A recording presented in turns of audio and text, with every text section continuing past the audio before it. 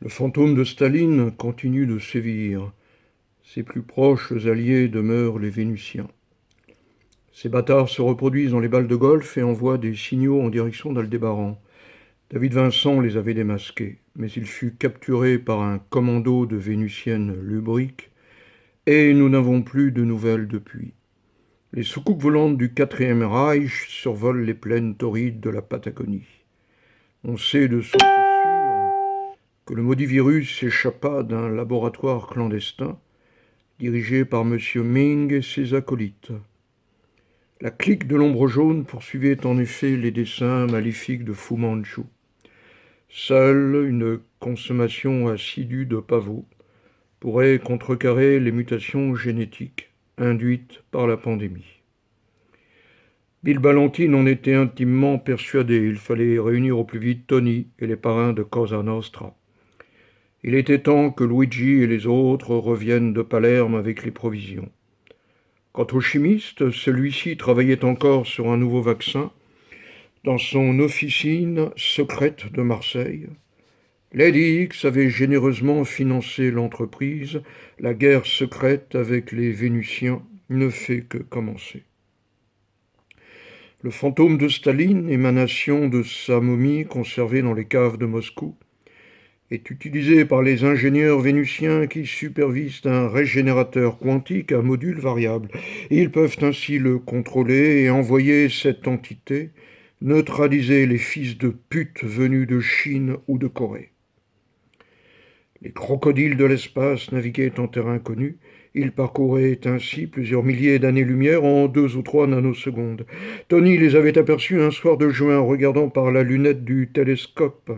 Son troisième œil avait aussitôt détecté le problème. Crocodiles, caïmans et alligators géants arrivaient sur la Terre. Les habitants d'Aldébaran avaient fait du bon travail. D'ici peu, les reptiles auront conquis l'Arizona, le Nevada, le Missouri. Les Vénusiens n'y pourront rien, la guerre cosmique est déclarée. L'écriture anticipe les vertus du silence dans le bar tamisé des reflets du non-être.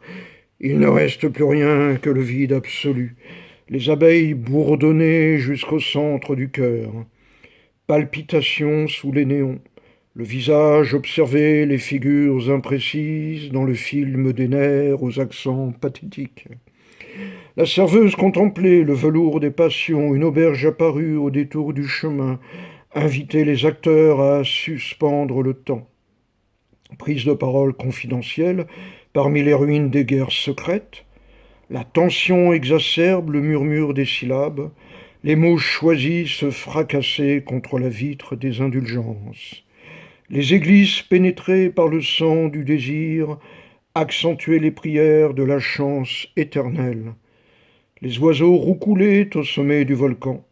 La peinture sèche entre les lignes du manuscrit des eaux dormantes. Le néant se dédouble sur les steppes de Santal, les chevaux de la mort ont un goût d'amertume. La chanson triste au fond des bois revient toujours devant la cible. Les statues contemplées par le cœur des paroles scintillaient sous la neige des tourelles de morphine. Un vieux junkie essuie les traces de sa mémoire désemparée. Les rêves se glissent auprès de lui en une extase parcheminée. Grimpe le lierre jusqu'aux fenêtres de la divine apothéose.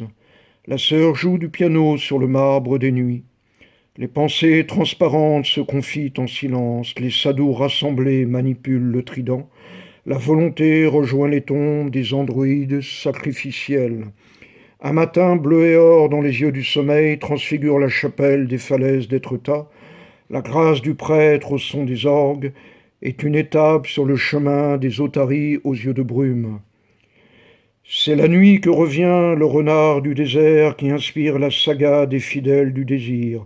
A tout légué à son caniche, et la rombière vêtue de rose bâtit son œuvre au fil du temps. Les jeunes filles se hissaient au sommet du Drakkar, piscine bleutée californienne sous un soleil de plomb torride. Émilie se penchait au-dessus des abîmes. Traces de griffes et de morsures sur le corps vierge d'une ingénue. Musique vaudou d'une fin du monde rythmant le chant des sortilèges. les vévés scintillaient sous le pas des danseuses. La brûlure de l'alcool et le souffle du vent animaient la séance de la transe initiale. Le chat de Schrödinger et le chat du Cheshire sont les cousins du chaboté. That's all, folks.